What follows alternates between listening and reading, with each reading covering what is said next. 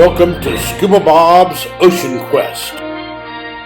Our goal is to educate youth and adults on the importance of our oceans and waterways. Scuba Bob has been diving since 1978 with thousands of dives around the world. The oceans cover 72% of the Earth's surface. 75% of the Earth's oxygen is produced by the oceans of our world. Ocean Quest has been creatively produced to educate youth and adults on marine life and the conservation of both land and water. He and his team will share their passion for the mysteries of this liquid world of our blue planet. On December 14th, 2006, the white dolphin was declared extinct. Who will be next? Scuba Bob completed his doctoral dissertation on dolphin communications with disabled divers with a positive outcome between the divers and the dolphin. In today's episode, we'll be celebrating Lobster Day in Belize. In one of our previous dives, we learned about catching lobsters in Belize. The concept is simple. Get a 4x8 piece of corrugated tin, put it on the sea bottom, and put bricks under the four corners. Wait for a family of lobsters to make it their home and come back and get dinner. It looks like our divers are in the water and will be inspecting the artificial lobster habitat. Our divers are making a headfirst dive to go down about 10 feet underwater and see if we have any lobsters. The other diver descends to the habitat to see what kind of catch we have.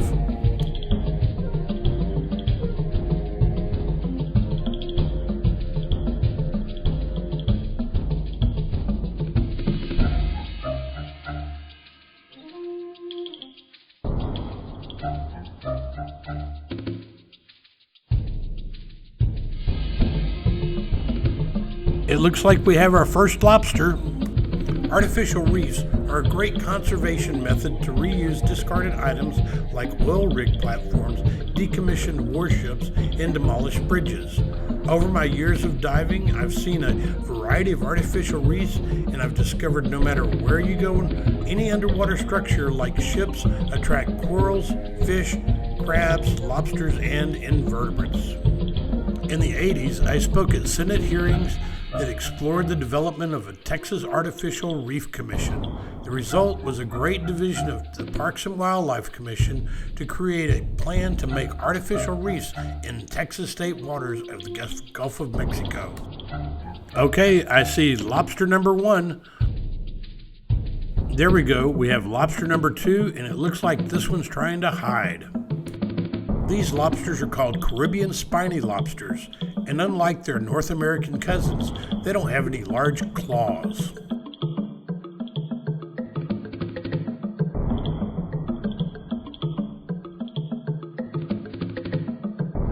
Our divers are working hard, and it seems like they've found more lobsters.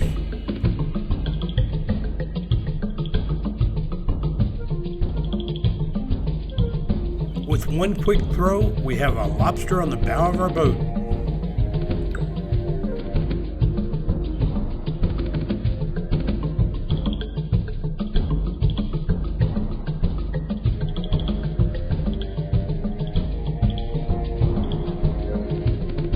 Okay, now it looks like we have flying lobsters.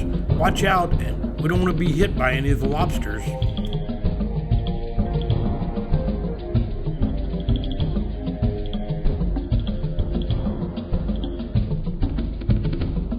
Now that's a good-looking lobster. I think we're going to have a great lunch. It looks like our pile's getting bigger. Because we're in lobster season, we still have a size limit, but we're not limited on quantity. Richard wants to get an underwater video. As you can see, the lobster habitat is under 10 feet deep, making it easy to dive down and collect your catch.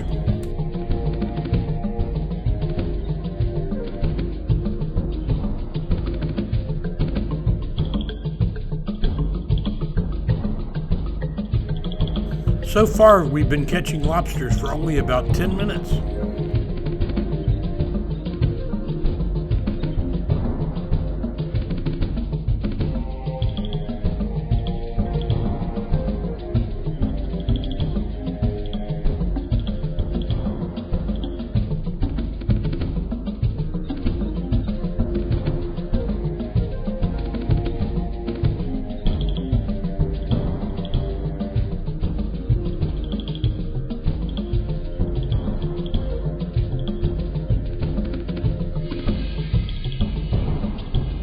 It looks like this one's too small to keep, so let's throw him back.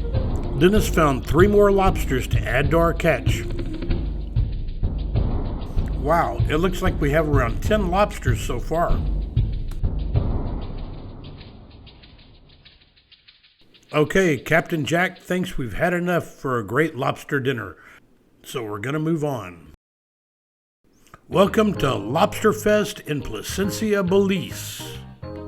Every June, Belize celebrates the opening of lobster season. It's a great festival celebrated in 4 cities in Belize. Placencia is a nice community that has a great beach, lots of shops and businesses, and is a popular destination water activities to include scuba diving. It supports several dive shops and is known for whale shark tours. It is from March to June. The beaches are clean and well taken care of. Along the beach and the boardwalk are bands and lots of grills. And guess what they have on the grill? Giant lobsters. This lobster is mine and it cost around $10 for this colossal giant. It was great tasting and hard to finish because it was so big. The different chefs bragged about the way they cooked their lobster, and they took care to make sure the finished product was delicious. In addition to lobsters, some vendors had hot dogs, sausages, rice, and beans. Each person had a special way to prepare and marinate their own lobster. I had a great time at Lobster Fest and will make sure I come back next year. One of the things I like about Belize is their natural juices. I love watermelon and passion fruit drinks for breakfast. I thought I might show off my lunch. As you can see, it takes 2 hands to hold it. It's so big. This is the dock for Seahorse Dive Shop. Seahorse Dive Shop is a fully equipped SSI dive shop located in the heart of Placencia, Belize. Established in 1996 by Brian Young, it is the longest established and most experienced tour company in Placencia. Edgar gives a thumbs up as everyone is getting their fill of lobster. This has been a great day and I can't wait to get some more diving in. Some of the local artisans show off their goods. I'm very impressed with the artisans' skills and love the culture of Belize. I'm amazed at how big these lobsters are, and the price is a real bargain. The party continues and everyone's having a great time. They even have volleyball matches. I get hungry for lobster every time I see these tails on the grill. Richard gives a big thumbs up for his lunch. Way to go, Richard. Looks like this is our leftovers from our lunch. I don't think we're gonna need a doggy bag. If you don't like seafood, you can find other options like tacos and local Belize options. But for me, I could not pass up the lobster. Now that is a big bug. I'm happy to say that this was well worth the time to come out for this celebration. Good food, good music, and good company. Time to get back in the water. This is where I feel most at home. Let's enjoy the dive and talk about marine conservation. The ocean is a natural resource which provides influential biodiversity to the circle of life. It serves many benefits to human life, like oxygen, food, valuable pharmaceuticals, and a home where a majority of the people on Earth live. Unfortunately, the oceans are threatened to lose their ability to provide the benefits that humans need due to the several problems including habitat destruction, overfishing, and pollution. This needs to be prevented, so that's why we need to address ocean conservation issues. One issue that needs to be addressed is the infestation of the lionfish in the Caribbean waters. Efforts are being taken to send dive leaders to the water with Hawaiian slings to kill the fish. If nothing is done, this invasive species will destroy the game fish industry and upset the balance of nature. Thanks to dive leaders like Boo, we're beginning to see a difference in the lionfish population. Keep up the good work. Ocean conservation can be done by limiting human-caused damage to the marine ecosystem, restoring the marine ecosystem, preventing the marine pollution, and preserving all the marine lives. It's time you do your part in making a difference. We need to preserve the marine ecosystem. The marine ecosystem includes all living and non-living things in the ocean environment. The sustainability of the marine ecosystem is influenced by other ecosystems because all the ecosystems are related to each other. Therefore, we need to be aware that items in storm drains that are flushed down eventually reach the oceans and waterways. So do your part in not contaminating our oceans and waterways. We need to protect marine animals. Animals like sharks are being threatened by overfishing or killing. Over 150 million sharks are killed each year for their fins, which are used in a tasteless soup. One animal I'm concerned about is the vaquita, which is the smallest marine mammal in the world. Chinese mafia thugs are using hundreds of miles of gill nets to catch totobas, which are large fish that are sold for as much as $100,000 for their swim bladder, which is used for a soup for medicinal purposes. In 2006, there were only 350 vaquitas alive, and today there are less than 30. Man's greed has to stop as we lose 150 to 200 species of plant, insect, birds, and animals every 24 hours a day. We need to protect our coral reefs. Coral reefs bring an important role to the marine ecosystem. As one of its functions, coral reefs are used as a habitat for marine animals. They also protect the shore from erosion. Unfortunately, the coral reefs are vulnerable to damage due to human actions like touching live coral, wearing suntan oils and lotions that are not reef safe, and careless anchoring. We need to do our part in the production of natural resources. The ocean is one of the places in which there's a lot of natural resources for human life. Through ocean conservation, the marine ecosystem will be preserved. The Mode Institute is doing just that. It is growing coral reefs by transplanting healthy corals into unhealthy reef structures. We need to maintain the quality of our ocean water. Pollution is a major concern. Be aware of contamination in the many waterways of our world. Eventually, these waterways reach the oceans and contaminate and can wipe out entire populations of marine life. Plastics are a major danger to turtles because it looks like a jellyfish, and the turtles suffocate when they eat the plastic bag.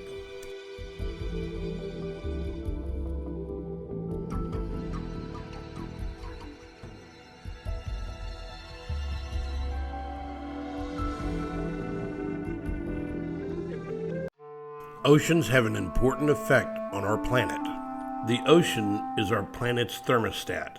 While the sun heats the equator all year round, the circulation of the heated water helps keep other parts of the world warm. Like the Gulf Stream warms Europe, the ocean cools the center of the planet and warms the extremities, creating an even heat exchange. This is why Vancouver gets barely any snow, and we all want to move there. Our oceans are home to species that we've yet to discover. The ocean is home to species that have yet to be discovered. Earth is mostly water, and amongst the water you'll find between 700,000 to a million different species. More than half of these have yet to be identified, named, or described. Losing our oceans means losing life on Earth that hasn't been discovered yet. The water cycle provides water for all the Earth. Even the cactus, the only plant capable of living in the desert, needs a yearly downpour to survive. When water evaporates from the ocean and the clouds come into the land, fresh rain falls and gives life to everything around us. This water creates forests, plants, fruits, and vegetables. The ocean is a great source for food. Fish is often used as a resource for many countries to feed their people and grow their economy. Although we don't think of the hundreds of people involved in getting the wide selection of fish in our grocery stores into our shelves, without the industry, thousands of people would lose their jobs. Fish from the ocean keep roofs over many heads and foods in many bellies. The ocean inspires leisure activities like scuba diving with sharks.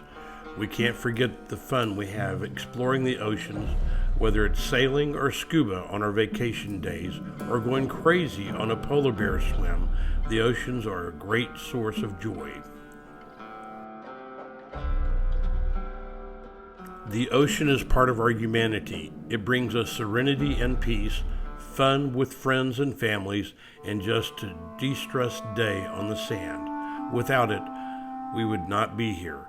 And this is why each of us needs to do what we can to reduce our carbon footprint. Over the past 40 years, I've been involved in ocean conservation. As a child, I grew up near the beach and loved to go to the jetties and collect fish and crabs to put in my aquarium. On Saturday mornings, I loved to watch Lloyd Bridges experience new adventures underwater as he played the role of Mike Nelson in Sea Hunt. It was Jacques Cousteau who inspired me to take the camera underwater to expose people to the value of our oceans. It was in 1978 that I discovered the true purpose of ocean conservation. On a trip to Florida, I went to Crystal River to come face to face with the true gentle giant, the manatee. This 800-pound, 8-foot creature lives in the warm springs of Crystal River during the winter months, and dive shops conduct tours that allow people to get into the water and observe them face to face. I spent 3 days observing them eat seagrass, care for their babies, and check us out. They were curious and odd looking. The manatee is a relative of the elephant. It has skins like the elephant and is slow moving with a large paddle-like tail. They are very curious and like to sit and watch you face to face. On one trip, one of my divers lost her bright pink mask. The water was stirred up from the manatees eating grass on the bottom of the spring. I dove down in almost zero visibility and heard a chirping noise. And the next thing I knew, there was a manatee pushing the mask into my hands with its nose. It's amazing how smart they are. The sad part is, when I returned my gear and boat to the dive shop, the owner told me that they were endangered animals. It seems that it was predicted that they would go extinct by the year 2005. I was heartbroken and made it my mission to do my part in being a voice for this endangered animal and other animals like it. Thanks to Jimmy Buffett, the Save the Manatee Club was formed in 1980, and people began initiating conservation methods to protect this gentle giant. In 2005, I went back to Crystal River and filmed my first episode of Scuba Bob's Ocean Quest called The Lost Manatee. With the help of Boy Scout troop, we were able to reunite an injured cow with its baby. The next year, I filmed a follow-up show to show how the mother and baby had survived and were happy and healthy. In the past, we talked about how our planet will be in crisis if we do nothing. Today, we talk about the crisis we are in and how it is affecting us on a daily basis. The crisis of pollution, overpopulation, and habitat destruction is now. If we do nothing, the reefs of Belize will be damaged and unhealthy. The result will be a reef with no life. Facts that need to be considered is that the ocean covers 72% of the Earth's surface. 75% of the Earth's oxygen is provided by the oceans. There are over 1 million species in the water, out of which 1.75 million species in the world. We know more about the moon than we do about our oceans.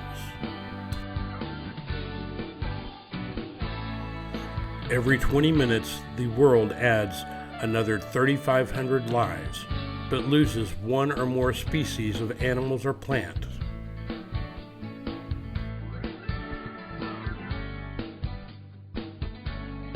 At the turn of the century, there were 250,000 humpback whales, and today there are less than 25,000 whales left. Leatherback sea turtles are over 100 million years old and have only 10 years left before they could go extinct. In 1990, there were over 80,000 nesting turtles. Today, there are less than 3,000, a 95% loss. On December 14, 2006, the white dolphin was declared extinct. Who will be next? At present, there are less than 30 vaquita, the Gulf of California dolphin.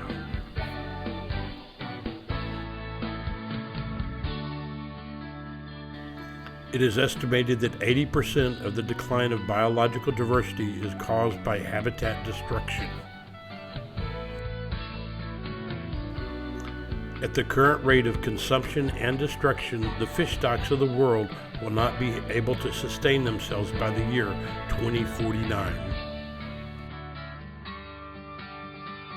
Called the rainforest of the sea, coral reefs are the greatest expression of the ocean's life and the most biodiverse ecosystem on Earth outside of the rainforest. An estimated 58% of the world's coral reefs are at risk today, and it's estimated that 10% have already disappeared.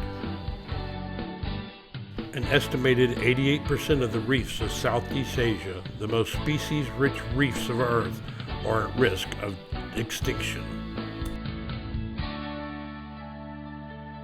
150 million sharks are killed each year for shark fin soup through long-line fishing and careless activities of man. Today, in the 21st century, we have a marine crisis. As we look around the world, we continue to see the headline news about crisis of fish stocks being lost, extinction of marine life, and problems man is experiencing in the ocean due to it being out of balance. There are several voices telling man to wake up and take care of our ocean. Through Ocean Quest, we hope to take that voice to the people through a television series that explores the beauty and adventure the oceans have to offer, while educating the public on issues that affect the ocean's health. It's time to quit blaming people for the problem and start doing something to make a difference. You might ask yourself, what can I do? The fact is, you can do a lot. I believe the answer to our problems is education and knowledge. In an interview I had with the famous oceanographer Dr. Sylvia Earle, I asked her, what can we do? She said we need to start with the children. Adults need to take a child to the beach, lake, or another body of water and look at it through their eyes and share your thoughts of what you see. This is why I've made an attempt to make my shows family friendly. It is my hope that through my shows I can bring the underwater world into the living rooms of others and allow them to experience the beauty, adventure, and mysteries the oceans and waterways have to offer. It has been stated that you cannot kill what you come to love. That is why I've attempted to inform people of the fight animals like the vaquita are having to stay alive. It was Jacques Cousteau in 1972 who warned us that if we did nothing about the white dolphin, it would go extinct. His words fell on deaf ears, and in 2006, the white dolphin was declared extinct. With less than 30 vaquita left, will this be the next marine mammal to go extinct? It is time we wake up and look at the facts and the crisis we're in. The total number of species living in the ocean is unknown, but more than 360 marine species are vulnerable or threatened to extinction. Here are 10 of some of the endangered marine animals. The vaquita, the hawksbill turtle, the Galapagos penguin, Hector's dolphin, humphead wrasse, North Atlantic right whales, Hawaiian monk seals, the great white shark, polar bears, and leatherback sea turtles.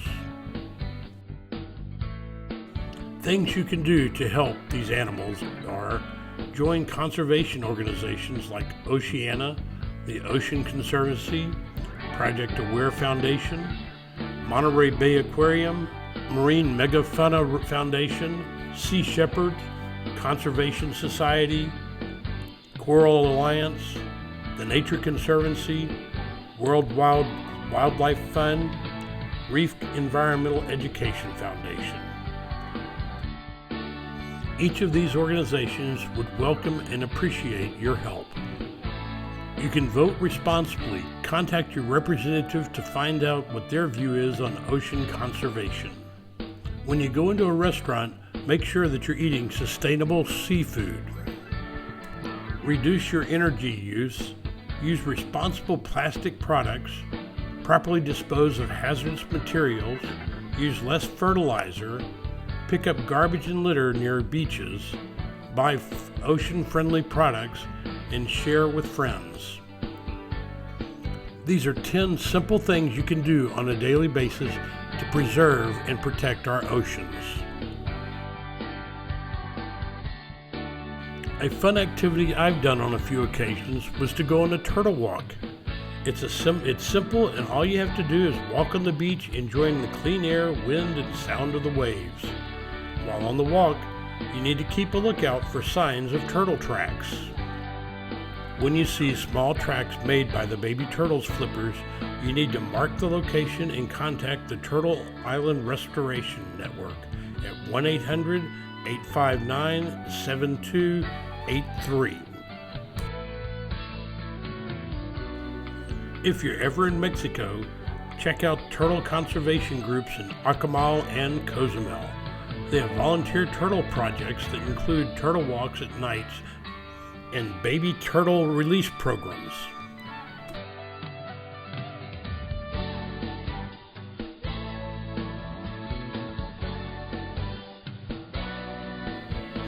I hope you've enjoyed this episode of Scuba Bob's Ocean Quest, and will return next week as we explore the exciting underwater world of adventures and mysteries it has to offer.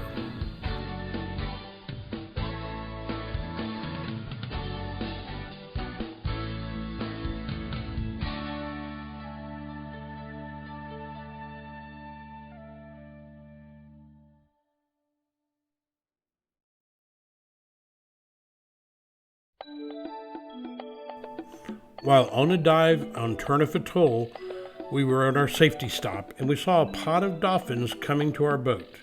Not wanting to miss the opportunity, a few of us jumped in and took some video of this wild pod of dolphins.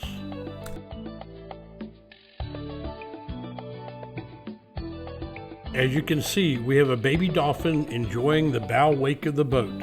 He's enjoying the dive with his parents.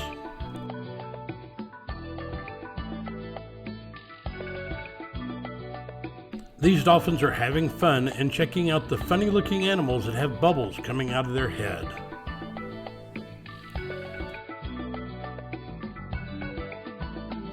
Please do your part in making sure that there's a bright future ahead for your ocean friends.